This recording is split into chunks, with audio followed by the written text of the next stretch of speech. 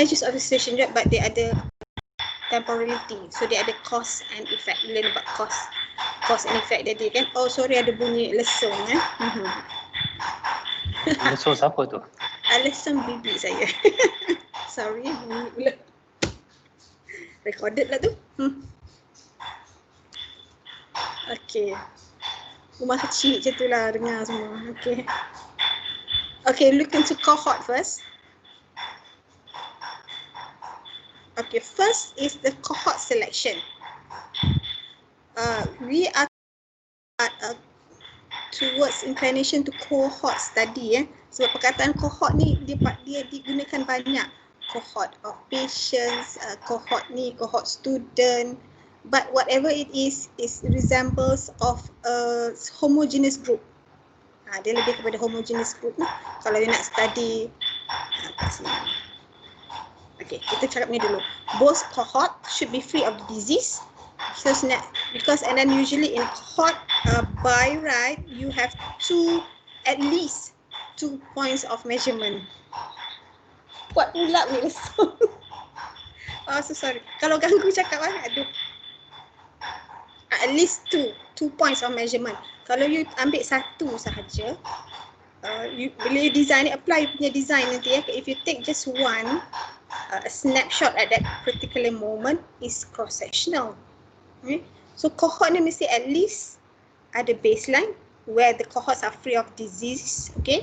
And then ada outcome dia lah. And then both group should be equally susceptible to disease. Example to do with is as basic as screening for blood pressure. Okay, I screen all of you, ada 30 orang ni. Screen semua orang. Okay, siapa yang ada blood pressure, dia jadi out lah. Itu cross-sectional. When I screen semua orang, it becomes cross-sectional. Satu point saja. And then I take out the one diagnosed with hypertension. I take the one free, okay, free, and then I follow maybe 6 monthly forward for the next 5 years. That is cohort. Okay, yang dah ada disease tu keluar. I just nak follow yang siapa yang free sahaja. And both groups should be comparable, meaning that if you're talking about cohort of students, kenalah postgraduate students. Tak bolehlah nak comparekan dengan undergraduate. It's not a different cohort. Pregnant lady lah. Tak bolehlah nak comparekan dengan non-pregnant. Elderly dengan elderly punya cohort. Tak boleh nak compare dengan young. So it has to be comparable. And then the diagnostic eligibility criteria for the disease should be present. Dia belajar screening belum? Sensitivity, specificity. Kat mana tu? Lepas ni basic Epid juga. Maknanya if you want to do a cohort, we must be able to diagnose a patient later. If you nak, if you screen free of cervical cancer for instance, and then we want to follow up, screen, and then we must be able to diagnose them. Kita mesti ada capability to do biopsy and so on. Tak boleh nak screen, follow tapi tak boleh nak diagnose at the end of the day to diagnose the endpoint. Okay, so hopefully that's clear. Okay, the example, the most famous one, older than us, older than me, okay, the Framingham heart study. 70 years legacy dah. Okay, this is looking about cardiovascular. It's a prospective data collected near time of event. Prospective is you have the exposure and then the outcome. So actually you nampak mesti ada dua, at least dua lah. We plan serial follow-up tu cerita lain, but at least mesti ada baseline and then the outcome. And it can also be a retrospective study. Retrospective study, if you were to conduct, you can conduct, if you can propose, but you must have a very good database. Okay, database mesti solid pada dulu punya. Sebab it's retrospective, you're using existing data. So we select on the data and then look back into the exposure. Example, diabetic complication. Naik dulu. Okay, diabetic complication, nephropathy, retinopathy, neuropathy. Okay, the outcome. So the study population, the cohort must be a diabetic patients. And then look at their exposure at baseline. They are diabetic, so maybe you nak tengok dia punya control. Diet dia, whatever. And the outcome is diabetic complication. That is a way to do it lah. If you want to do a retrospective study, but the data must be good. Okay, because it's if you look at it, is feasible and it's shorter duration because the data is already there compared to prospective, where we have a diabetic patient and then we have to wait for the complication to occur ke depan. But then we can plan the data to our liking. Make sure duit semua ada. But for retrospective, make sure the data set is very good. Another example is the Women Health Initiative, yang lagi satu popular. Ni yang very much linked to the menopausal on HRT and so on. Why suddenly people stop a lot of HRT? Salah interpret data je sebenarnya. And it's actually observational study, okay, cross-sectional, case control. Cohort is observational study. To differentiate this with interventional study, the keyword is intervention. Apa beza cohort dengan experimental study? Sama dua-dua cohort. Dua-dua cohort, kita tengok cohort, saya tak nampak you all sebenarnya mana. Ya, tak apalah. You nampak lah? Saya cakap dengan slide tadi. Cohort. I tak nampak you all ni macam. Okay, cohort. Intervention, clinical trial is also cohort because it's homogeneous. We define them already. They are supposed to free of the outcome that we want to look into. But the keyword is clinical trial or community trial. Dia ada intervention. Cohort study tak ada. We just observe saja. Whatever they take medicine ke, because ada pernah yang student yang argue lah. Dia cohort tapi dia on medication whatsoever. Memanglah medication, pergi klinik sana, pergi klinik sini, kenapa dia tak dipanggil clinical trial? That is, we observe whatever treatment that they have or been given to them masa dia follow up klinik. We observe je, kita tak intervene apa-apa. But confusion dekat intervention tu, compared to clinical trial, we plan the intervention. Okay, we plan apa primary outcome, secondary outcome, recruitment, randomization, semua kita plan. Itu clinical trial. Cohort no, kita just tengok, follow certain cohort, apa-apa yang dia dapat terima di luar semua, kita collect data je, observe saja. Kita tak intervene. Okay, not forgetting our own Malaysian cohort. The Malaysian cohort, a prospective study of NCD in multi-ethnic population. So this is the data that I used for my PhD. Okay, boleh baca lagi cohort ni, banyak paper yang dipublish. Okay, look into relative and absolute measures of effect. So standby calculator. Okay, this is a result from Women Health Initiative. Bila dapat table macam ni, this is in a way tables that you need to produce later lah in your dummy table, chapter 4. Okay? Bila buat proposal ada chapter 1, chapter 2, chapter 3, chapter 4. Chapter 4 tu ada dummy table. Dummy table tu how are you going to present the data? How are you going to analyze and how is it going to be presented? So so you cari-cari idea daripada you punya reading lah kat literature semua. This is breast cancer and NSID, a prospective result from WHI. So this is revisiting your lecture hari tu measures of disease occurrence. Kan, you belajar prevalence, you belajar incidence, apa benda. Belum? Prof Raizat postpone. I ingatkan revisit. I nak go through je. Okay, tak apalah. So tak inflow. Okay, tak apa. Okay, macam ni. Cross-sectional will get prevalence. Okay, cross-sectional akan dapat prevalence. Sebab itulah in National Health Mobility Survey, we talk about prevalence of hypertension, diabetic, hyperlipidemia, because it's cross-sectional. Case control, there is no prevalence, no incidence. Kalau paper to report prevalence, it's not right lah. Case control tak. Cohort, we report incidence. So this is incidence. Sebab dia tak ada lecture lagi tapi lah kita go slow sikit. So kita ada dua phases lah, satu cohort, satu case control. Kita intermission sikit nanti. Okay, look at incidence. So pegang perkataan incidence. If you have a table like this, dia ada dua. What is cumulative incidence? What is incidence rate? Kat table ni semua ada. So when we have the table, this is the outcome. This is the outcome.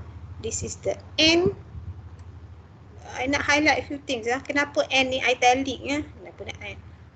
N ni bila tulis nanti start adapting the guideline of writing lah. N italic ni sebab dia statistical language. P value, P tu kena italic sebab dia statistical language. Macam kalau kita ni English, kita tulis BM, kena italic kan. Samalah, this paper is in English. So dia ada language lain, so dia kena italic. These are the references. They compare. If table macam ni, maknanya okay, this is not RR, this is incident. Cumulative incidence is the overall incidence. 955 divided by ni. Berapa gitu I kira? Ya. Dia explain by percentage. Okay. 955 divided by 54102. So it's 1.8%. If kita baca what is the incident is 1.5%. So dia actually figure ni. This divided by this. So if this one divided by this. Dia tak provide di sini. So tengok duration of baseline. Baseline mesti ada. Okay. Ada two. That is 1.8% is cumulative incidence. But each patient, okay, each patient or each respondent, they will have their own follow-up. I will have my follow-up 5 years. Dalam cohort ni lah, study cohort ni, I mungkin 5 tahun. One of you mungkin 10 tahun. Dia ada mungkin 15 tahun. Dia ada mungkin 2 tahun. So that is person years at risk. So an individual, contohnya 54 orang, 54K ni, each ada dia punya years of follow-up, okay, at risk to the disease. So campur semua. This is the value. 194K. Okay. This figure divided by this one, then only you will get this. This is incidence rate. So just grab this one first until you apply back to your lecture. Nantilah by Prof. Faizal. So if you divide 955 divided by 194,884, dia sebab dia per 1000 kalilah kali 5 1 2 3 4 5 100,000 population 490. So there's two ways of describing incidence. One is cumulative incidence, one is incidence rate. From this table we can get cumulative incidence, we can get cumulative incidence.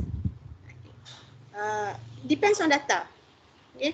Macam data kalau kita tak ada collect years tu, this from by right, if we plan earlier lah, we plan the prospective, we plan bila dia masuk, bila time dia next follow up, then we get the years or the time. The person years ni can be person months, person days, but it's cohort macam ni years lah. Okay, but it's a retrospective. Okay, imagine it's a retrospective. Data is already there and the follow up is not collected. The time is not collected. So what we can use is only cumulative incidence. Okay, ni divide by ni. So kita practice sikit. Okay, ni kena practice lah. Nanti apply balik punya on upcoming lecture. So the term here you capture is cumulative incidence. Okay, cumulative incidence. Incidence rate is also known as incidence density. Dia ada density of the years tu, person years of disease follow-up. So you look here and then make sure if you present a data, make sure plus minus kat sini, plus dekat sini, minus dekat sini, plus dekat sini, minus dekat sini. Okay. Make sure arrange your table and later you recode your SPSS and so on. Make sure the plus is here, minus is here, plus is here, minus is here. So please calculate cumulative incidence. You look here, cumulative incidence dia tak ada person. Yes tu. Dia tak ada, but meaning there's 7 people, 1 person, there is no individual time of follow up. They just figure. This is the total. So calculate this please. Calculate this please, then calculate this please. 1 minit.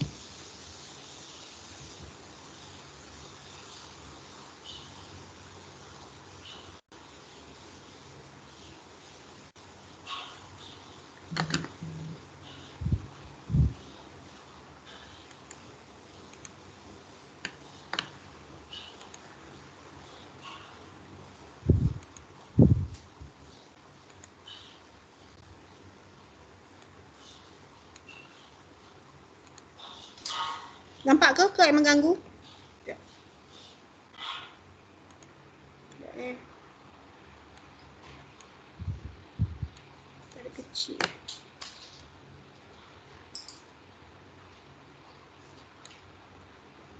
Baik.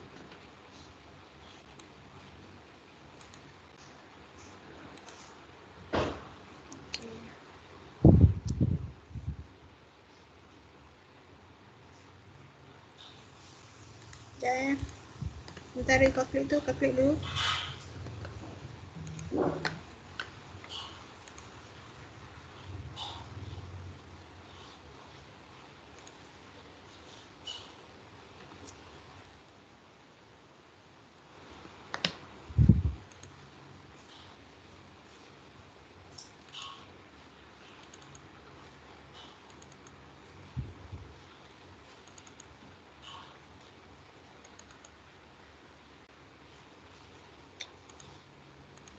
Dah ke? Sekejap.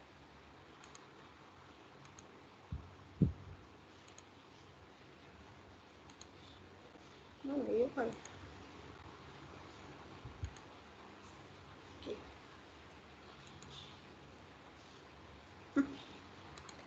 Sorry, I stop kejap sharing. Kejap kejap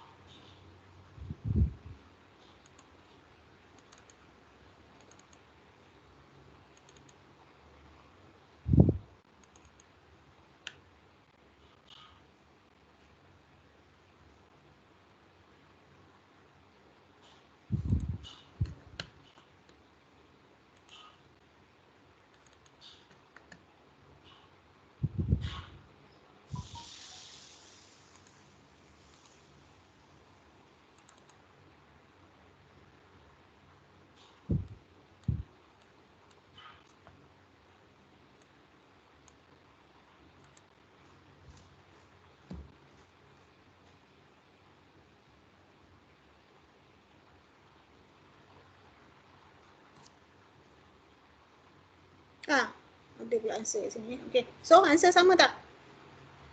Ni apa ni? Ni risk. No sorry. Ni risk. Ni. Tu risk. Belum masuk lagi. So what is the cumulative incidence? 5.3%. Okay. For yes, for no? For yes, 5.3%. For no, 1.27. No, 1.27. 1.27 for no. Okay, for ni IR IR for yes, 55. 0.23. 55.2 per 100,000 100,000. per series. Okay, so ni revision patutnya. What we want to calculate is okay lah ni jawapan dia. Okay, sama eh? Sama. Sama. So kalau ni tengok dia punya per 1000 ni, kita divide and times accordingly and then shift the decimal point accordingly. Okay, fine.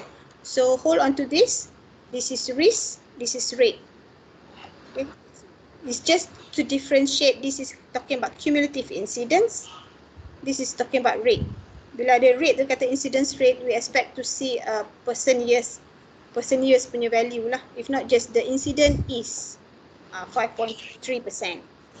The incidence of wound infection among non-accidental appendectomy is 1.3%. Dia tak ada perkataan rate kat situ. Bila ada rate, dia macam ni. Okay. So next, that's a revision, so-called revision. We go into the relative measures of effect. Terminologi dia banyak, but selalunya kita dengar relative risk. Okay. Risk ratio. Risk just now talking about cumulative incidence. Rate is talking about the incidence rate. Okay.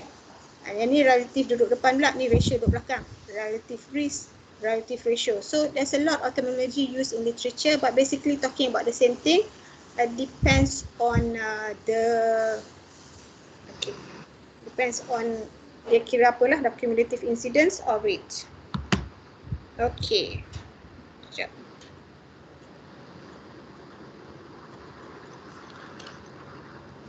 Okay, next.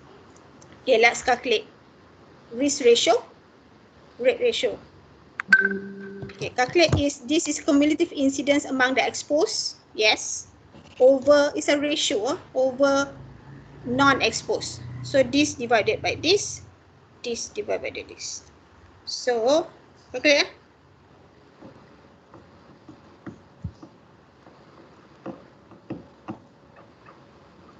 Sekejap dia tunggu saat dia. Okay.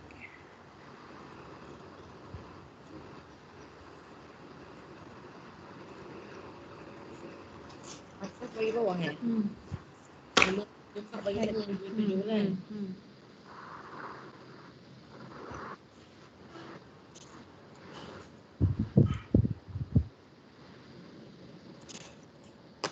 That's why we try lah by right, to the best of our ability, make sure it is a range plus minus, so that we can divide straight away. Okay, like this.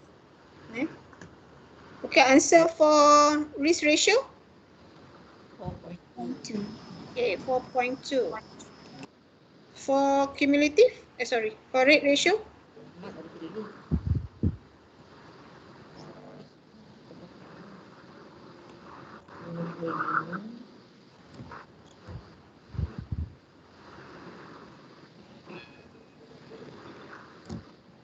Seratus 1.05. 0.47. Yeah, 0.47. 0.47. 0.47. So in general, interpretation, whenever you have a question like this, the question usually answer and interpret. Selalunya yang ni tertinggal. Kalau katalah dia 20 markah contohnya, half hilang. Don't forget about ni. Excited sangat mengira, tapi interpretation terlupa. Okay, so in general, ratio is 1 to 1 lah. Okay? If it's 1, suggested that there is no difference in risk. If more than 1, increase risk. Less than 1, reduce risk in the exposed group. We're talking about the exposed group. So patient who underwent incidental appendectomy had 4 times. Okay, 4. Bila kita explain ni, kita just bulatkan je. 4 times. Kalau dia 4.7, almost 5 times. Macam tu. But in bracket here, Dekat sini contohnya boleh letak dalam in bracket in your writing later in your thesis ke, when you describe just bundarkan, but in bracket detail out this one. I will come to this one. Have 4 times the risk of post-operative wound infection compared to patient who did not underwent incidental appendectomy. So ni divide by ni. And this is an example of less than 1. Patient who had, this is postmenopausal, yes, no, ada CAD or not, yeah. Patient who use, okay, who use HRT has 0.47 risk or 50% less risk of CAD. Okay, dia boleh macam tu juga. Compared to who did not use. Dia less. Okay, next. Okay, ni this is relative risk. So make sure the arrangement is correct. The yes is here, the yes is here, which divide by this one. The exposed divide by unexposed. So coming to sama macam tadi, the basic cohort study, we have a closed population homogeneous, exposed individual, non-exposed individual. We already get the incidence, either cumulative incidence or incidence rate, okay, among the exposed, where's my cursor, among the exposed, among the non-exposed, and then we will got the RR, whether it's risk ratio ke, relative risk ke, is RR. So what is ARD? Ini slide mana ni? Saya dah tukar. ARD risk difference. Tak apalah. Okay, now we're coming to here. Okay, ni settle lah. Ni settle, incident settle, ada 2 jenis. We're coming to here. Okay, okay, this is relative, you know. Relative, nak cerita di sini, this is a relative measures of effect. We're going to absolute. Okay, absolute. Absolute measure. Ha? Tak nampak slide Prof lah. Tak nampak slide saya? Okay. Oh, iyalah. Kenapa dia tak share? Nampak? Okay, nampak. Alright. Okay, just now we're talking about relative exposed to non-exposed. But now, from these 2 groups, what is the absolute exposure sebenarnya? Apa sebenarnya? Cakap ni. Example here. Absolute measures of effect. You look here, this is the exposed group. This is the unexposed group. This is hypothetical study of 60 subject and 60 subject. If relative exposed to non-exposed, okay, is 1.67. Tapi sebenarnya yang ni je yang absolute-nya. Sebab yang ni 2 ni, maknanya katalah sini smoking, exposure dia smoking, non-smoking, develop lung cancer. Okay, so the absolute effect of smoking is actually this 1%. Because even people who are non-smoker, they can also develop lung cancer because of a lot of other factors, multifactorial factors. So what is actually attributed by smoking, ni satu ni je. Satu ni. That's why the absolute risk difference is the absolute risk contributed by the exposure. Yang kita study lah, contohnya smoking.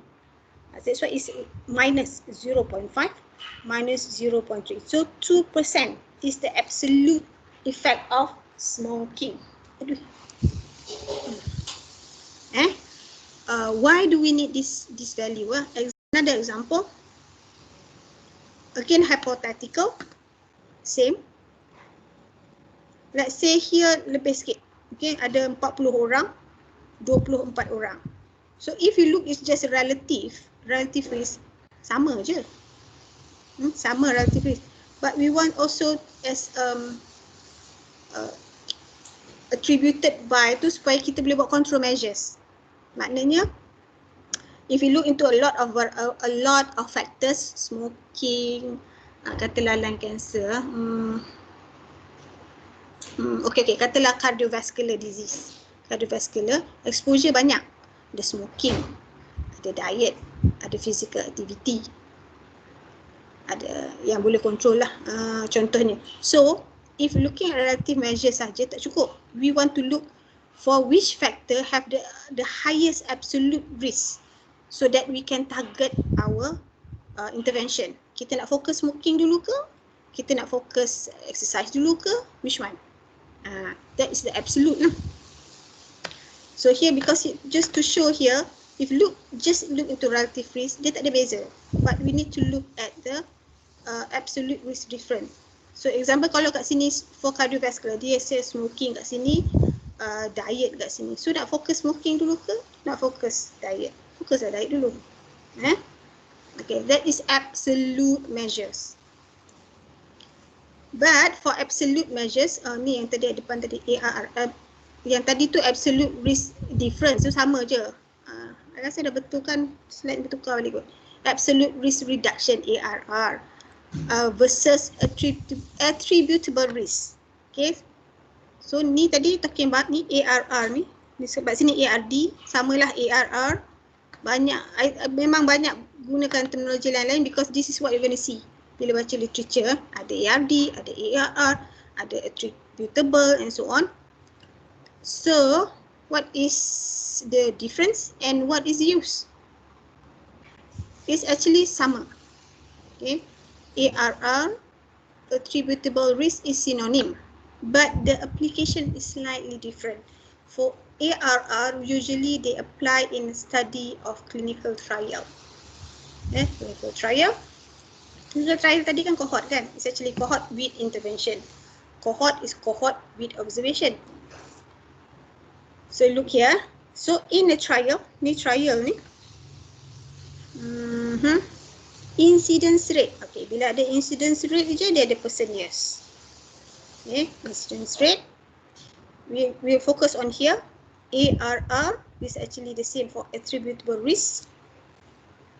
And then over 5 years. Comparison of ARR and NT for 5 years to prevent one event for stroke and cardiovascular event by baseline kidney function. This is kidney function exposure ni.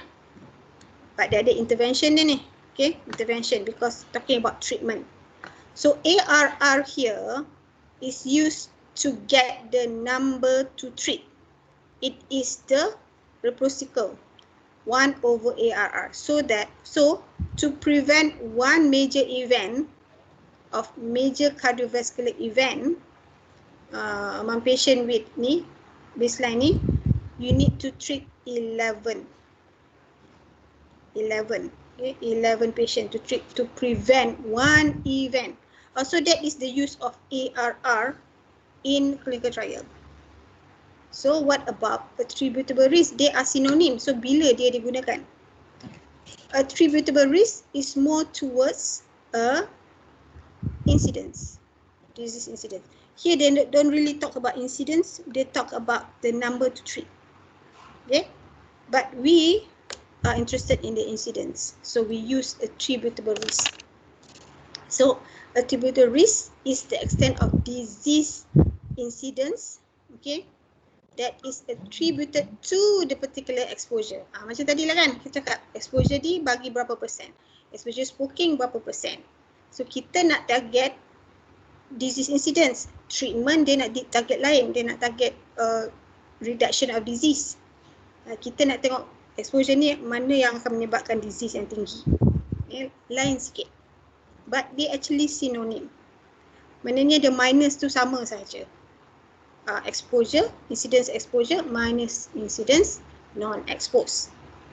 But attributable risk is explained in percentage. Macam clinical trial tadi, dia explain in NNT, number to treat. Attributable for so-called our public health intervention is explained, tertinggal L, in percentage.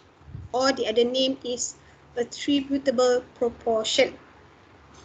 So, okay, the key here, you ingat ni A, ni ada P. Bila ada P ni, it's talking about the population. Okay, about the population. So the definition dia banyak definition dia, but the proportion or percentage of disease in the exposed group.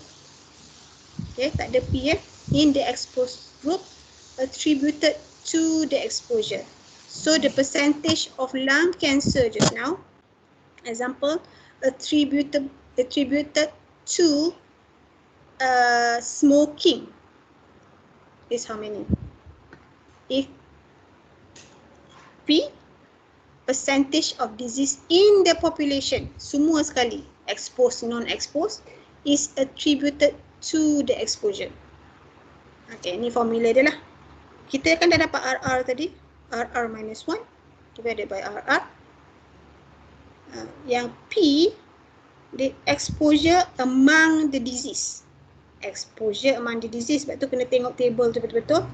Proportion of exposed among the disease times AR positive, AR percentage, attributable proportion. So kita cuba calculate ni Sorry, example here. The same table just now. You dah calculate RR just now.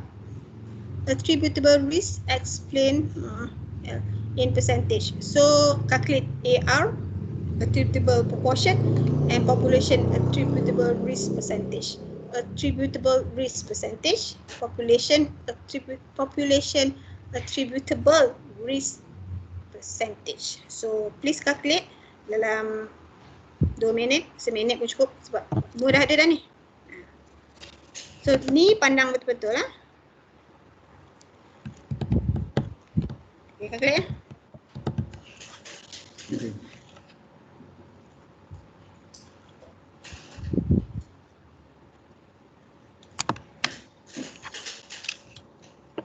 Ada kod satu. Ada kod tu.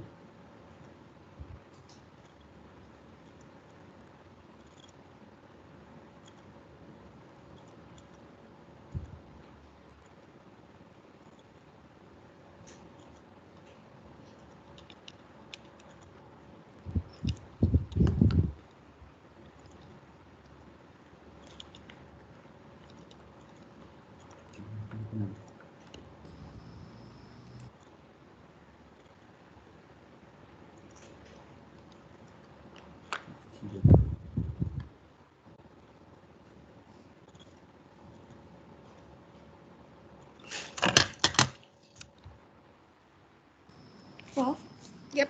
nak tanya yang RR 4.2 tu dapat daripada 0.05 bagi 0.013 kan? Tak dapat. Saya dapat 4.08. Dia kadang-kadang decimal tu. Ambil yang tadi lah, kita ambil 4.2. Ambil 4.2. Kejap calculate Tadi kita calculate 5. Sekejap. Dia, ni biasalah ni. Sekejap.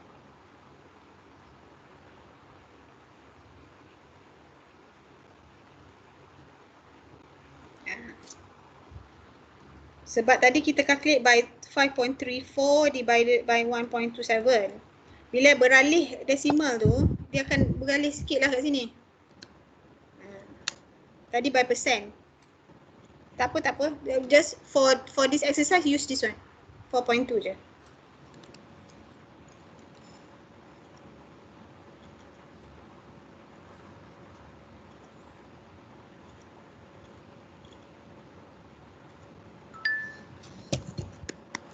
Take note lah, saya ubah lah ni nanti. Ikut. 5.34.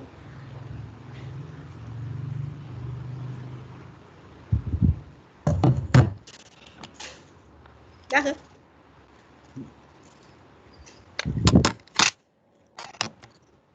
Okay, another way of writing percentage data keep with 1 decimal. Contoh ni memang tak tepat lah sebab ni copy paste je. 1 decimal, odds ratio ke, relative risk ke, 95% confidence interval keep at 2 decimals.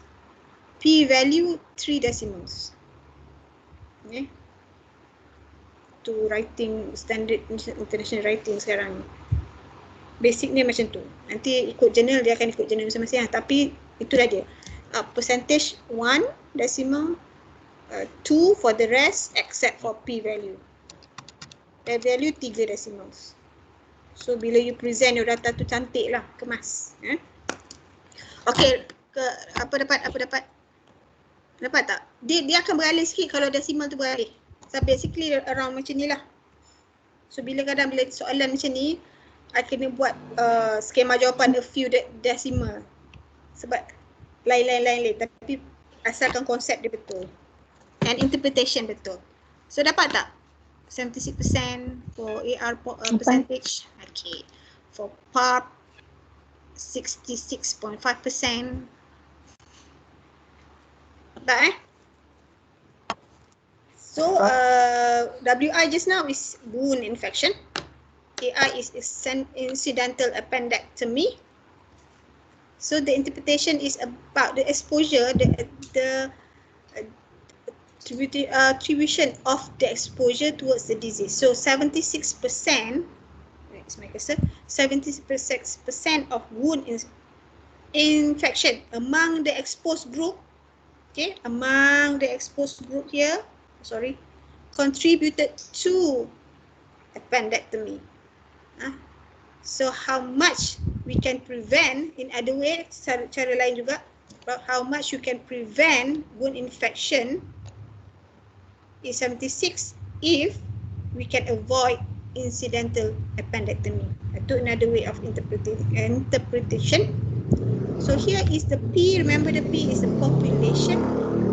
67% of wound infection in the study population. Maybe dalam study ni cohort dari UKMMC ke contohnya, could be attributed to AI. IA. Okay, IA in the study population. So keyword kat sini P sini instead the study population. This is just among the exposed group, the group who had IA. Okay, so attributable risk explained in percentage. Okay, kita buat exercise lagi. Remember, always tengok balik. Yes, no, yes, no. This is exposure of OCP use towards UTI. So calculate RR, RD ataupun ARR just now. Okay. Ini samalah dengan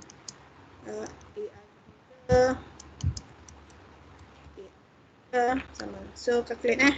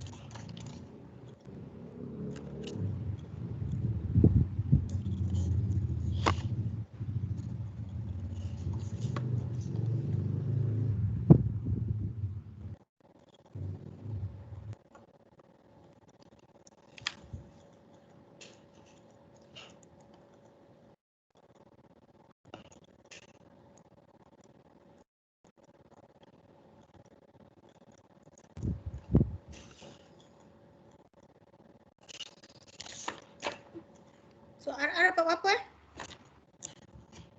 1.13. 1 point? 1.5.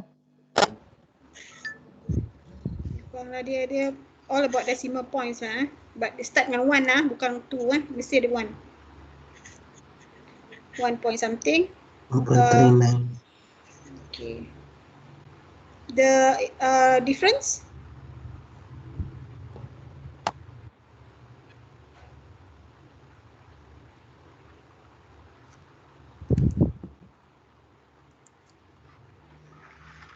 Zero point 0.016.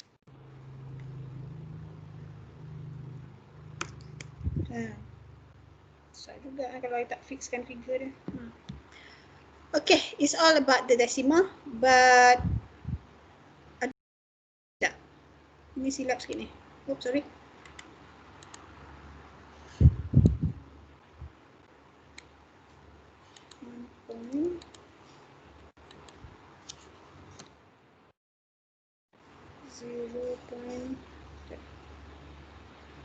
Every time. Nambah lagi. Lagi 0.04. 0.4. Apa ni salah ni? Ni salah ni.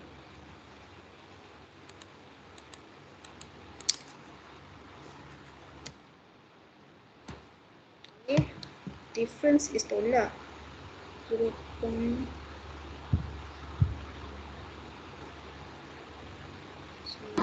1.56. 4. 0.06. 1.5 dia punya 1.5 tak apalah.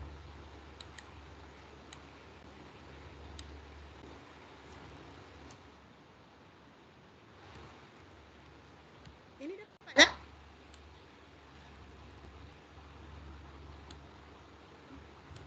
Okay, tak apa. Yang penting interpretation calculate nanti. Actually problem dengan decimal point je. The interpretation, don't forget interpretation, meaning that the UTI attribute there's 28, okay, 27. Bila kita cakap 27. 27% of UTI among OCP users, okay, sebab A is attributed to OCP. So ni 7% of UTI among the population is attributed to OCP use. And don't forget interpretation. Okay, tu basic for cohort. Okay, anything on cohort? Dah beda cohort dah ni. So cohort, if anyone nak buat cohort study, boleh je. Make sure ada dua time point at least, baseline dengan outcome dia. Cohort is possible for short period, contohnya pregnant lady, bolehlah 9 bulan je cohort dia. Pregnant lady, exposure dia mesti ada exposure, ada hypertension ke, ada apa-apalah, ada infection in pregnancy ke, and outcome dia maternal outcome, fetal outcome. Itu a possible study duration for this time frame. Otherwise, you have to go by retrospective. Tengok all the fetal, maternal outcome, must have a good record, trace semua tu, and then go back. Exposure dia berapa? Baseline dia apa? Baseline apa yang you tengok? Among pregnant lady. At least 9 bulan, logik lah kalau nak buat. Okay. Okay, macam yang I pakai Malaysian cohort tu memang dia ada data ke belakang. So, bolehlah untuk 3 tahun tu boleh pakai. Tapi data mesti ada. Siapa yang nak buat cohort? Tengok tu mesti ada at least 2. Okay.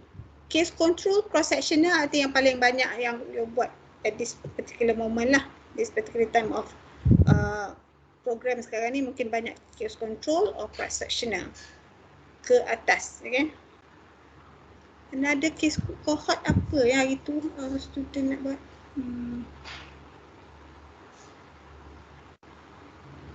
Okay, patient GDM. Patient GDM, dia nak tengok datang ke tidak balik, postpartum follow up tu. Outcome dia is datang ke tak datang, default or not. Okay, postpartum follow-up GDM among group, maknanya all GDM, semua population dia GDM, outcome dia adalah defaulter for follow-up. Default, yes or no. So dia pergi tengok ke belakang.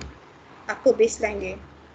Apa dia punya factors that could contribute to defaulting. Tu boleh juga.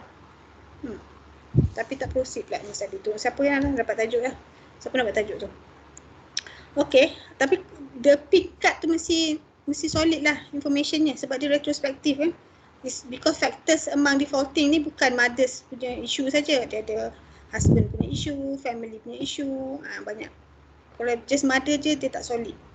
Sebab tu retrospektif cohort data mesti bagus. Okay, looking at case control now. Huruf belah dah. Case control. We decide on the case dah develop or going to develop, and the control. Okay. The retrospective aspect is the exposure. Okay. Sorry. Aduh, okay. Okay, contoh beza dengan cross-sectional. Cross-sectional is a snapshot at that particular moment. It can be a point prevalence, okay, or it can be period prevalence. Point tu maknanya that particular point je lah, 1 hari, 2 hari tu sahaja. Period ni over a few time. It can be ke orang. Usually people say it's a retrospective cross-sectional. Bukan usually, ada yang usually pakai that term, which is wrong. Okay, retrospective cross-sectional. Sebab dia kata dia ambil data, contohnya National Homogeneity Survey in 2017. Sebab data tu in 2017. But is not retrospective. Okay, it's cross-sectional at that particular time, 2017. Ambil masa tu apa disease dia, apa exposure dia. So it's a snapshot. Titik macam tu. Walaupun ambil ke belakang, data dah ada. Okay. It can also be ke depan, nampak macam prospektif. Maknanya kita nak buat National Homogeneity Survey from June 2015 to June 2016. Nampak macam ke depan. No. Dia bukan ke depan tu. Sebab bila kita collect data, kita tanya dia, kita ambil darah dia, exposure dia masa tu. Okay, and then kita tak tengok outcome dia. You ada hypertension sini, apa race you, apa gender you, apa socio-economic at that particular time. Kita tak tanya dulu income you berapa dulu, birth weight, BMI you dulu berapa. No, kita ambil BMI dia masa tu. Walaupun ke depan, nampak macam ke depan, but it's just a snapshot. That is cross-sectional. So perkataan prospektif, retrospektif tu tak ada dalam cross-sectional, which is used rampantly. As compared to case and control. Case this time, control pun this time, but we gather the exposure retrospectively. Direction of inquiry, you must, okay, not you lah, we must try to get the previous exposure. For example, let's say hypertension, preeclampsia among pregnant lady, or hypertension, we must get the, not the current BMI, the pre-pregnancy BMI. Okay, itu yang lagi penting. Pre-pregnancy blood pressure, pre-pregnancy cholesterol level, pre-pregnancy diabetic, and then sebab exposure dia ke belakang. Sebab kalau tanya masa tu, case ni, apa BMI you sekarang, that is cross-sectional. Okay, it's just a snapshot at that particular time. Tak kat situ. Case control kita kena tanya ke belakang. Ke belakang, exposure previous. Kalau exercise pun for the past 1 month, macam mana exercise you? Kalau diet pun tak boleh diet sekarang. Kalau diet sekarang tu cross-sectional. Diet dulu, diet minggu lepas, diet 2 minggu lepas. Tu yang diet 24 hours, diet recall tu kena ke belakang, diet history. Because we are looking at the retrospective exposure. Tanya ke belakang. Smoking pun kita tak tanya dia smoke. Kita memang ambil data smoke sekarang, tapi kita tanya, when did you start your smoking? Smoking now rather than how long dia dah smoke. How long tu lagi penting, kan? Ke belakang. When is the initiation date of smoking? How many? Dia dah stop, exposure dah lama. That is case control. So make sure when you design case control, make sure the exposure is ke belakang. If cannot get it, okay, by record susah sikit. Okay, by record ni selalunya data medical record, memang data tu je lah. Masa tu, masuk admit kali ni, kita ambil darah masa tu. That's cross sectional. Kalau contohnya pregnant lady, BMI dia mungkin kita ada tanya lah masa booking tu. Okay, masa booking. And then, tapi tak banyak sangat kita ambil darah masa tu. Unless dia ada complication dan semua, memang ada. So kalau you design ke depan, you design yang bukan data source is medical record, you can ask the case, you can ask the control, we can ask the cases, we can ask the control, but the issue of recall bias lah. I tak ingat sangat lah BMI I dulu. I tak ingat sangat lah I punya exercise macam mana dulu. Nak quantify lagi lah. Tu recall bias lah. Issue of recall bias. Kalau kita interview patients. So ingat the retrospective is the exposure. So, okay, here I mentioned earlier, case control do not permit the calculation of incidence or prevalence. Lain study design, lain bagi. So identify cases. First we identify the cases in a source population. Nak macam mana? Prof. Tak nampak? Prof ni slide tak bergerak. Tak bergerak. Now bergerak? Okay. Now bergerak? Gerak Prof. Okay.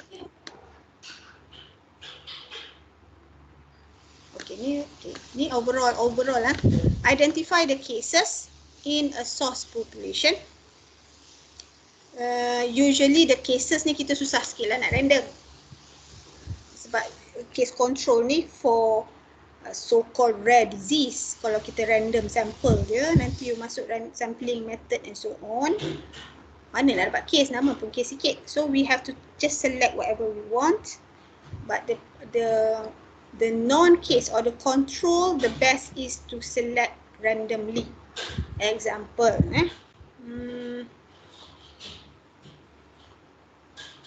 okay, example hypertension.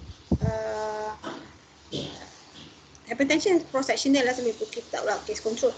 Contohnya pre-eclampsia. Apa nak tengok hypertension in pregnancy lah. Bukanlah pre-eclampsia tadi. Hypertension in pregnancy, or the outcome is pre-eclampsia, cases is pre-eclampsia. Pre-eclampsia ni tak banyak. So kita boleh ambil lah. Kita ambil cases sebenarnya. But database kita ada all the pregnant ladies, okay, yang have no pre-eclampsia, lagi ramai. Yang tu kita random sample kan. Okay, the control. Cases memang ambil saja. Compare exposure history between cases and control. And then we will get odds ratio. Okay, odds ratio is not relative risk. Relative nanti ada senario lain. Okay, coming back, identifying the cases. Okay, preferred is incident cases lah during the study interval. Contohnya kalau kita nak tunggu cases of preeclampsia, nak tunggu kalau study duration kita lama, okey lah. Okay, duration lama, sample size pun kecil, okey lah, boleh tunggu. Boleh tunggu, that is the best lah. And then it's preferred but it's in real life it's not feasible lah. How can we wait for cases of prostate cancer? How can we wait for cervical cancer? Kita tak boleh nak tunggu. Tunggu tu dah macam cohort, but that is preferred. If in pregnancy mungkin boleh lah, cohort kecil But usually the most common we will use prevalent cases. The disease already developed and all during the study. Especially cases of cancer lah. Cancer, source of cases can be death certificate. Cases can be death, non-death juga records, hospital, medical records, or kita tunggu dekat ward. Selalunya cases ni hospital based lah, banyak hospital based. Master I pakai preeclampsia, pakai medical record case mix The accuracy of the ascertainment of the cases, meaning that both cases and control kita mesti dapat test yang sama. Okay, mesti dapat. Kalau case of breast cancer, case and control mesti semua dapat mammogram contohnya. Okay, semua dapat mammogram. Kalau tidak, ascertainment tak clear lah kalau control tak dapat mammogram. Ataupun kalau colon cancer. Colon cancer, semua cases and control mesti buat endoskopi. Contohnya, okay, endoskopi. If not, control tak dapat endoskopi, settlement ni kacau. Okay, and then we can exclude lah yang polyp cases cannot be control. So if without endoscopy, we cannot select the control. So mesti dua-dua dapat fair, dapat all the diagnostic tests. That is identifying cases. Cases yang very prevalent, of course we do not do case control lah, macam diabetes kita buat ni.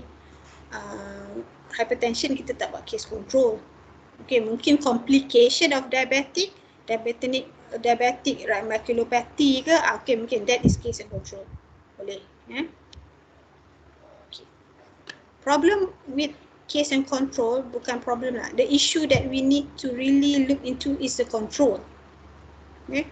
The objective of control is to have a relative same exposure in the source population, and it should we try our best to get a random sampling of the source population. Example, there's going to be a lot of bias in case control, especially hospital based lah. Contohnya, kita buat cases HCTM, kita punya HCTM cases of colon cancer, contohnya colon cancer. The issue is that kita akan ambil control di hospital yang sama. Okay. Even our cases is not representing the catchment area. Cases di HCTM bukannya daripada Ceras je semua. It's a referral center. Mungkin daripada Seremban, mungkin daripada Johor, anak duduk sini. Okay, so exposure nak apply to population tu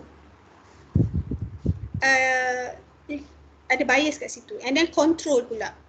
Unless kita dapat cases daripada Ceras, control pun daripada Ceras. Case daripada Seremban, control daripada Seremban. It's not feasible lah. But that is the best way actually. That's why it said that it has to represent the source population. So, but basically, that's why kena, boleh buat, bukan tak boleh buat, but discussion tu kena careful sikit. Because we are not really representing the source population. Especially referral center lah. Okay, HCTM.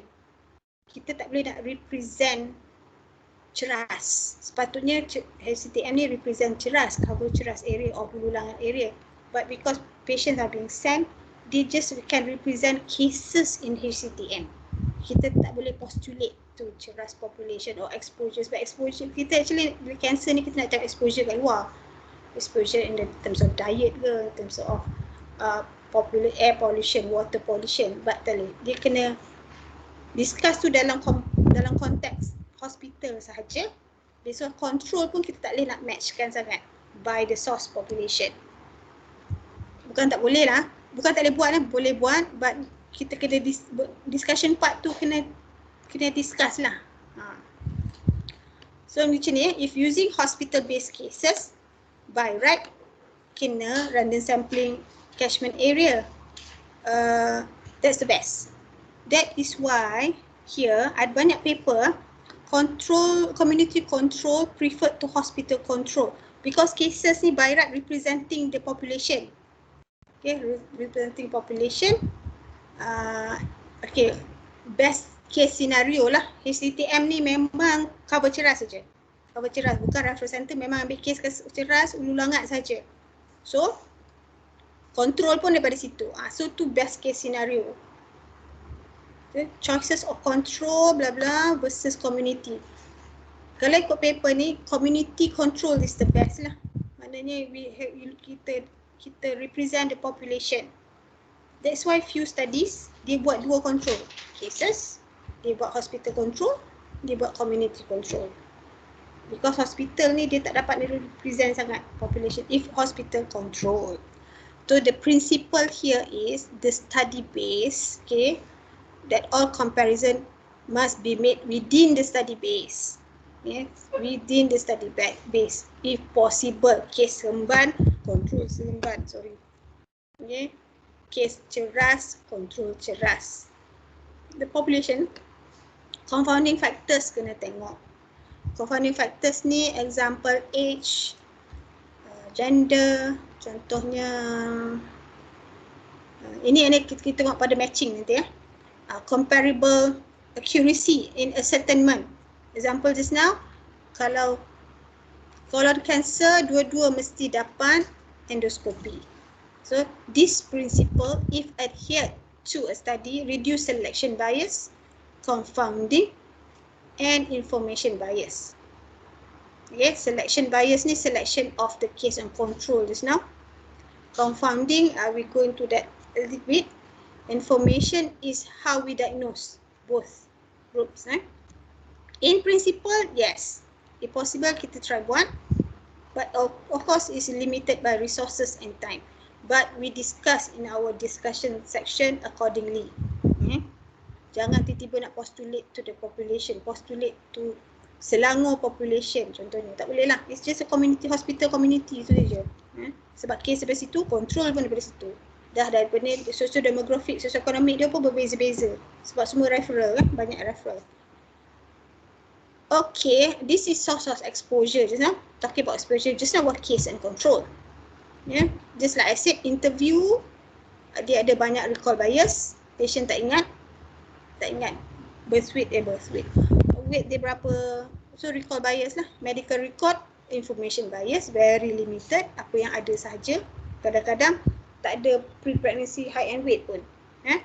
But that can be a source lah, and can, bukan semesti satu je, boleh banyak-banyak, boleh campur-campur. Okay.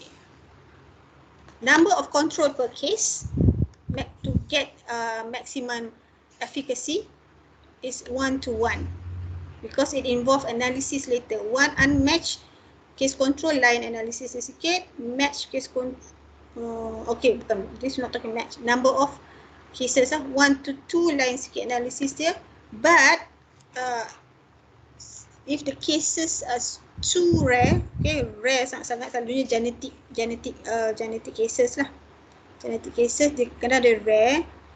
We like say we need 30 cases, but we cannot reach 30 cases. We can only get 15. Multi-center pun 15 tu jugalah.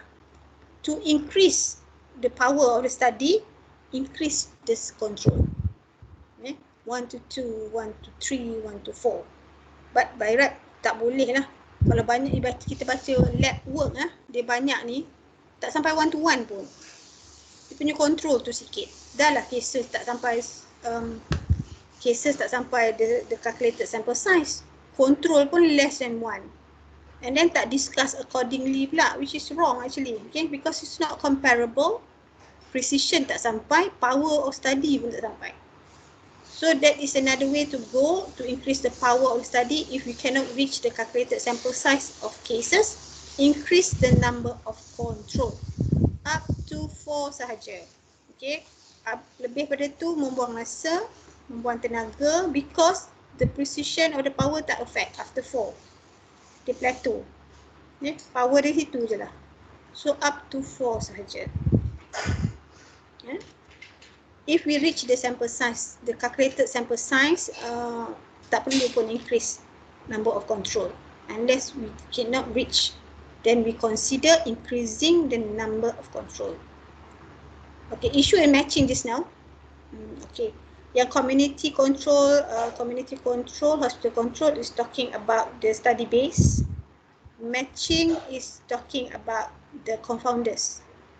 Okay, meaning that the confounders we try to control at 2 levels. One at design, one at analysis. Design is we match. Design is by a multivariable analysis, but try to match to control at design phase first. This is to control confounders. Matching variables, jangan banyak-banyak. Okay, usually is baseline, basic socio-demographic, age ke, gender ke, race ke. For my case control study, I control because it's a genetic study. Memang Malay, Chinese, Indian memang we know is totally different. So I match by race. Tak nak match banyak-banyak. My study apa? Genetic association with diabetic kidney disease. Okay, I match race sahaja because memang it's known to be different. So it's going to be a big confounder. I did not match age. I did not match gender. Sebenarnya gender pun different juga genetic backup dia. So when reviewer tanya, kenapa you tak match gender? Okay, kenapa age, race sahaja? Kita jawablah, because bila you match certain things, you cannot study that factor anymore because dia sama, dua-dua sama. I still want to study gender because dalam Malaysia study tak ada lagi study ni. So I want to look at the effect of gender, genetic and diabetic kidney disease. Faham eh?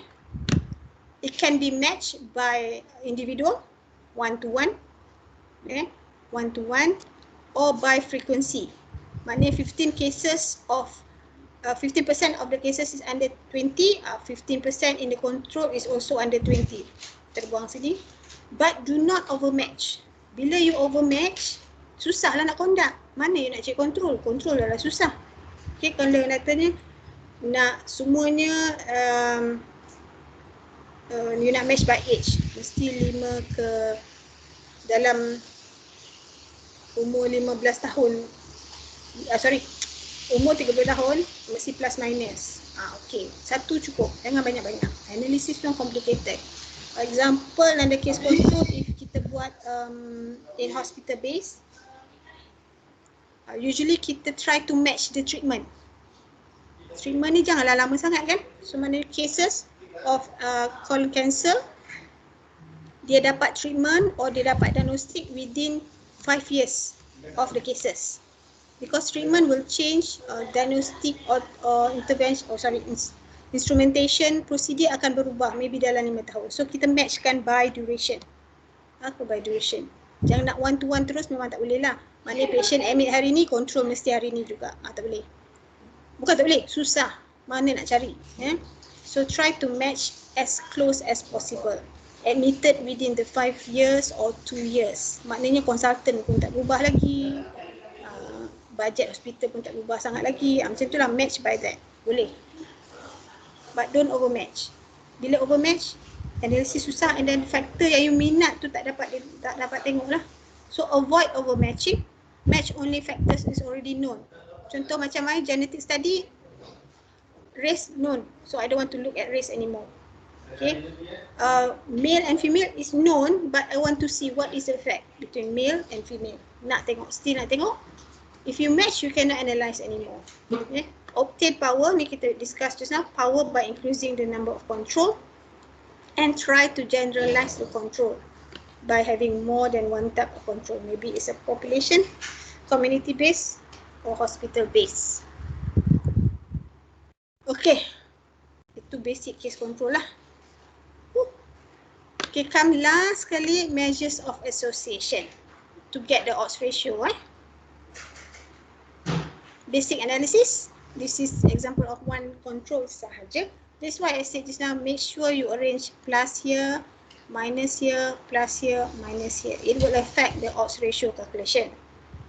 Sometimes kita kasih terbalik, please terbalikkan balik to calculate manually. Or sometimes we give a statement macam tu, ada stem dalam satu paragraph, susun balik, tabulate the result in a table. Make sure ni plus, minus, plus, minus. Kalau terbalik bukanlah salah, tapi calculation tu takut tersalah. So what is odds? The word is here odds. Pegang pada odds.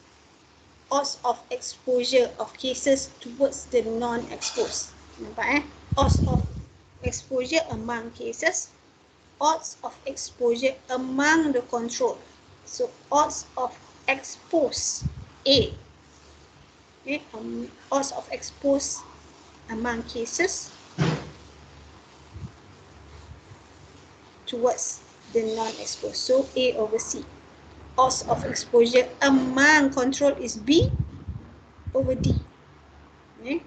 So bila dia ratio kan, ratio is bahagi saja. This odds bahagi dengan odds ni, dapatlah ni. Sebab itulah dia jadi AD over BC. That's why the arrangement must be correct. AD over BC.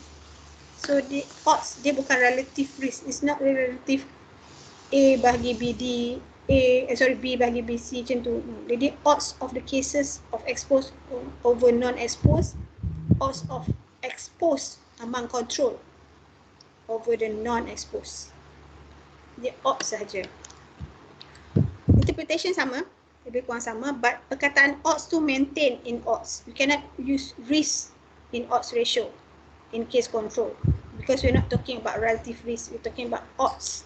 What is the odds? Odds ni macam probability okay. Probability still at 1, greater than 1, less than 1. Okay, example. Try calculate jap.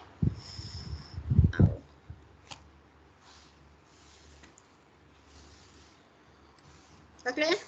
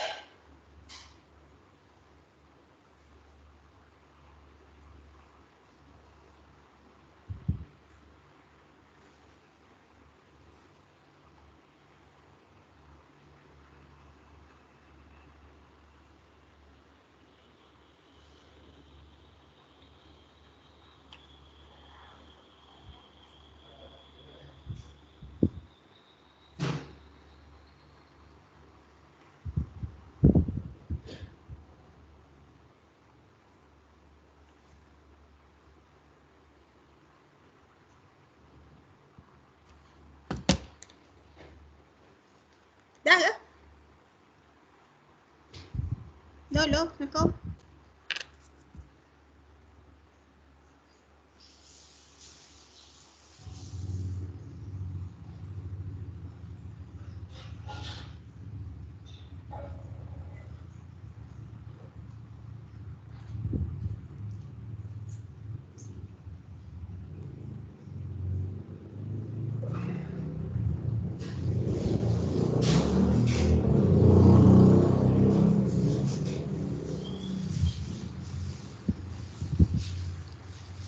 Okay, dapat tak?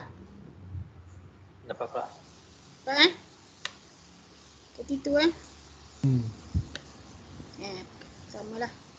So don't forget interpretation The odds, perkataan bila interpret for odds ratio, the odds, perkataan odds ni ada, jangan pakai risk. Okay, it's wrong. The odds of exposure, no, sorry kejap. Sorry kejap.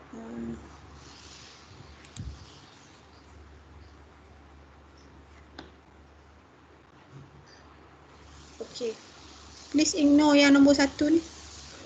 Dia confusing sikit. Dia betul tapi confusing. Use the number 2 nanti I betulkan kat notes. This one is clearer. Patient who ate raspberries had 3 times, okay, 30 times higher odds to be cases compared to who did not eat. Okay. Ni higher odds. So perkataan odds tu ada kat situ. Nisbah odds. Prof, Yep. kenapa bukan 32 ke 33 ke? Dia orang Boleh je. genap 30 macam tu eh? Tak adalah. 32 boleh. 33 lah. Itulah kata ni. Nak betulkan dia. Betulkan letakkan 33. Ash. So dah take note. Kena betulkan. 33. Bundakan 33. And then in detail kita tulis lah. In bracket, bila in writing so patients who ate raspberries had 33 times higher odds to become cases compared to who did not eat. So in bracket nanti kita tulis odd ratio 3.27, 95% confident interval berapa. Nanti you semua dapat daripada you punya logistic regression. In writing kita tulis detail 32.7, interpretation just 33 saja. Dia kemas macam tu. Tolong betulkan ni, nanti I betulkan. Take note, betulkan sini. 30. Alright. So that is odds ratio. Again, coming back to attributable risk, because this is not a direct risk. It's not direct, so cannot compute risk difference or absolute risk difference. But we can still calculate the attributable risk percentage by given formula, the population attributable risk percentage. Sama juga interpretation percent of disease in the exposed group attributed to the exposure, percentage of disease in the study population attributed to the exposure. So kita cuba tadi RR minus 1 over RR kan. So kita calculate the exposure of smoking, yes, no, bladder cancer. Okay, calculate the OR, AR percentage, PAR percentage. Okay, buat dalam sini ni. Tak ada headphone. Sorry Prof, OR tu apa ya? Sorry. Someone said something? Tak ada Ya? OR. Odds ratio. For what? Odds ratio. Oh, odds ratio. Okay, thank you.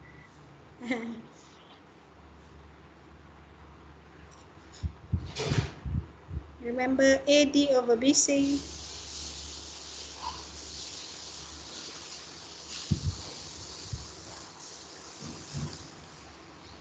Sorry mengganggu sekejap.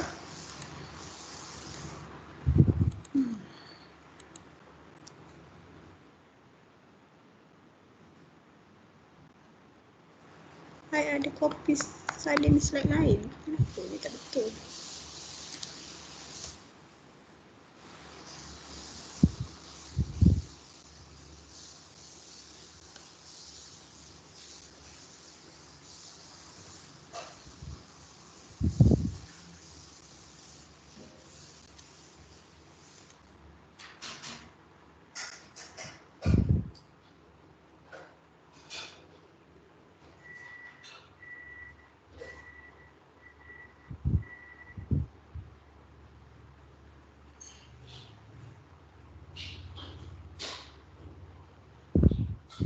Okey dah semua?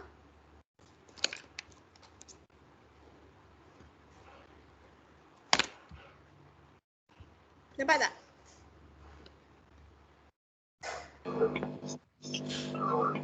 So don't forget interpretation. Ni maksud I tadi tu. Bila kita interpret odds ni in writing, okay, the odds of a patient who smokes had 3 times more odds. Okay, 3 times more odds to become a bladder cancer patients. Dalam writing itu tulislah cantik macam ni dengan 95% confidence interval dia, and then we must make sure kalau dia significant, kalau ni dikatakan sebagai effect size. we will also get the chi-square value and p-value. Kalau p-value dia tak, ni p-value ada satu tak dalam ni? Tak ada satu. So maknanya p-value dia significant. Nanti belajar dalam logistik So same goes for interpretation of AR percentage, population attributable risk percentage. Don't forget interpretation. Okay, nak check, pergi je kat sini, open epid.com ni, check dapatlah nanti 5% confidence interval dia ni. Ada je cara nak calculate dia, tapi jangan susahkan diri, pergi kat sini. Ni yang dapat value tu lah. So write nicely 2 decimal, 2 decimal, 2 decimal. Percentage 1 decimal, 1 decimal. Okay, this food for thought for further reading. Okay, just rare disease assumption. Odds ratio can be interpreted as RR. Tak apa ni additional knowledge boleh baca di sini. Take also note on match case control analysis is slightly different with unmatched. Nested, what is nested case control? Advantages and disadvantages of each study design. Multiple level exposure. Okay, habis. Okay, tu untuk topik hari ni. Any question? Ada siapa nak buat case control?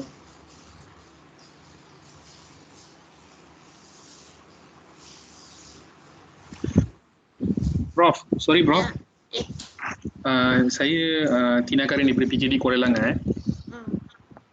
Prof, saya nak tanya sikit Prof. Kalau misalnya kita nak buat research mengenai penambahbaikan mengenai SOP kan?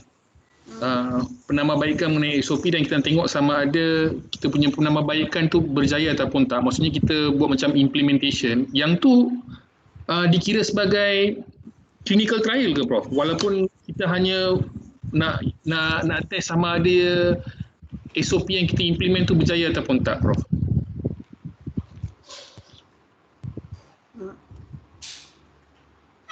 Kita kena tengok juga cara data collection tu. Sekejap ya. You ada SOP.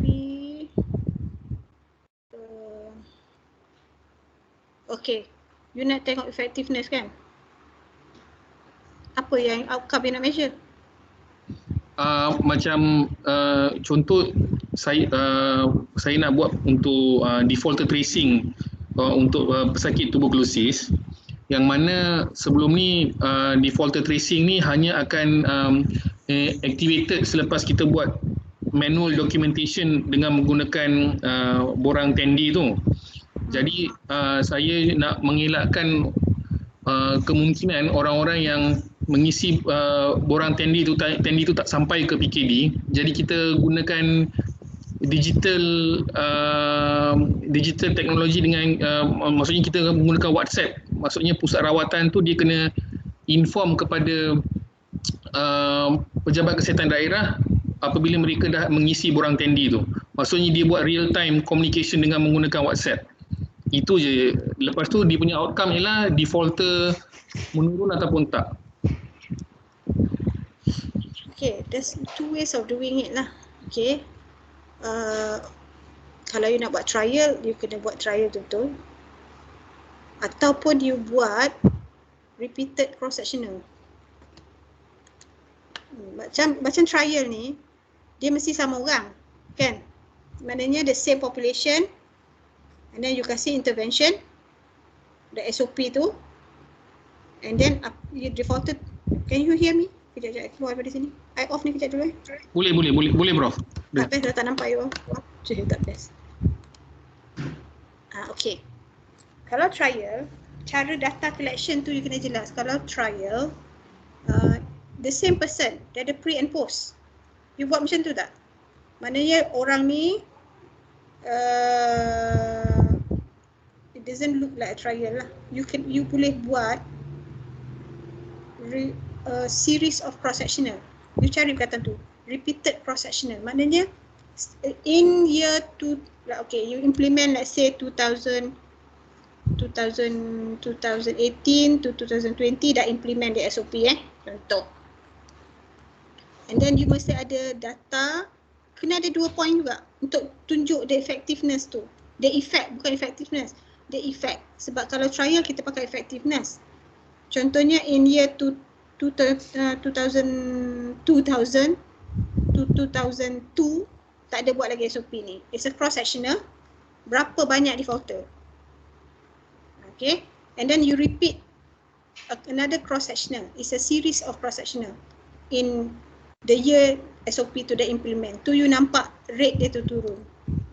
Sebab orang yang berlainan kan? Orang yang sama ke orang berlainan? Orang yang berlainan, betul. Berlainan is a cross sectional. Tapi 2 point. You kena tunjuk mana awal dekad banyak ni defaulter. Hujung dekad buat lagi satu cross sectional bila dah ada buat SOP ni. Berapa defaulter?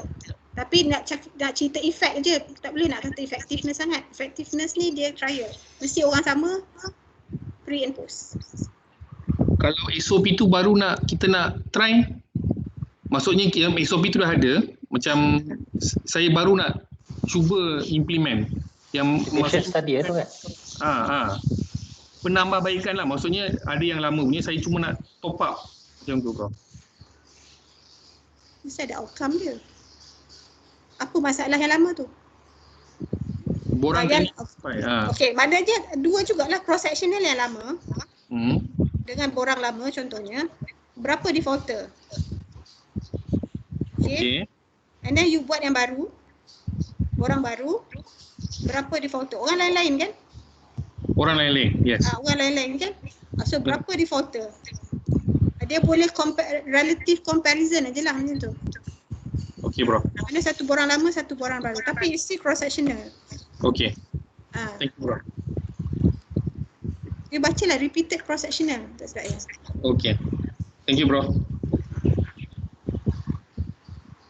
Okay. Alright, good luck. Yep. Fatihah sini. Yep. Prof nak tanya, kalaulah kita ada a few factors untuk yang menyebabkan bladder cancer, contohnya selain smoking ada faktor lain, so maksudnya nanti kita boleh dua faktor yang menyebabkan bladder cancer tu, maksudnya kita boleh buat adjusted odds ratio kan Prof? Yes. Bila buat faktor, tak boleh satu je, banyak lah. Mesti start dengan basic Socio-demographic, socio-economic, macam kita clerking patient, sama. Research ni sama. Apa socio-demographic, socio-economic, past medical history, family history, diet history. Sama macam clerking lah. So mesti multiple factors, and then at the design level, maybe you nak exclude certain people. Okay, maybe nak exclude the one yang ada disease, itu design level. Analysis level, multivariable analysis lah, adjusted odds ratio, adjusted relative risk and so on. But mesti multiple factor. This is what always being missed in or by the clinical students. Dia nak fokus satu je, sedangkan dia tak control benda lain. Bila tanya benda lain tu tak interested, tak boleh lah. Bila tanya you nak apply this medication or this new reduce blood pressure, tapi among whom? Male ke, female ke, umur berapa tahun, semua tu dia orang tak minat. Dia minat dia punya faktor je.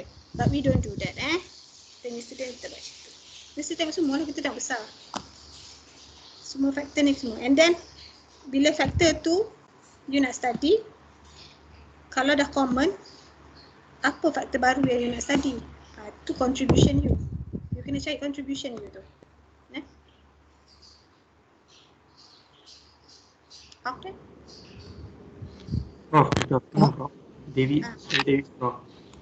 Prof nak tanya, if let's say saya buat study about prevalence, is it compulsory kena ada control group?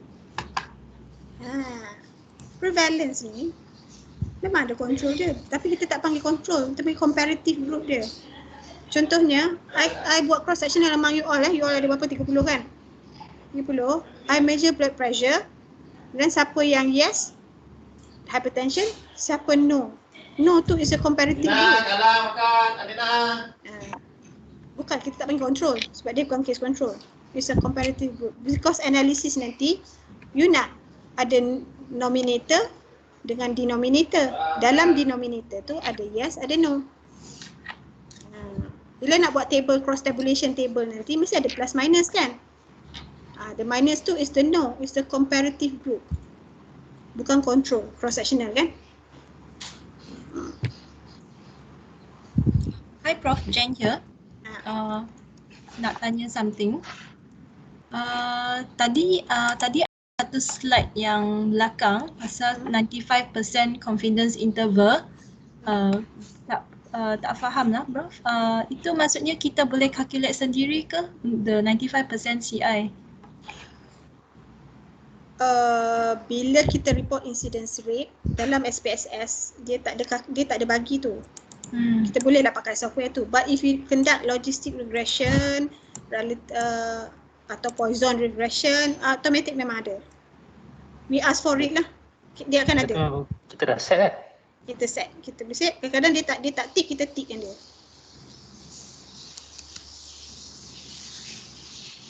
Nanti belajarlah apa 95% confidence interval tu. Okay. One more question Prof. Tadi kat slide yang depan kan, dia ada satu slide yang cerita risk, relative risk or ARR. Just nak confirm balik sebab tadi macam sedikit. Relative risk dengan ARR benda sama ke? Relative risk dengan absolute reduction. Relative is relative measures. A is absolute. Absolute risk reduction. Yes. There is missiness.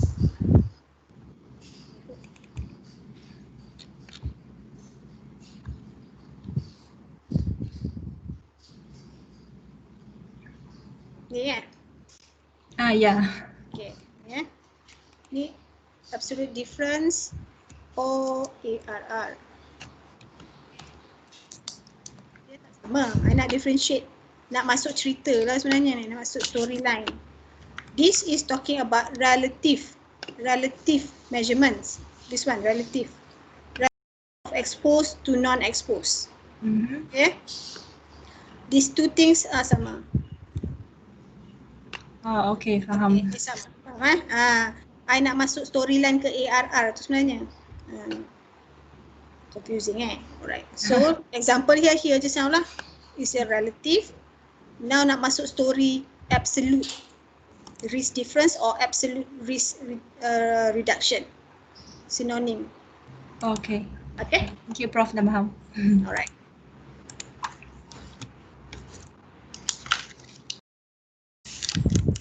Okay, tu je. So good luck in your proposal. Memang stressful nak cek tajuk. I dulu sebulan nak nangis rasa. Okay, so 12.30 nak kat Zoho dah, nak lunch. Okay, good luck to all. Bila you all kena submit tajuk Soon kan?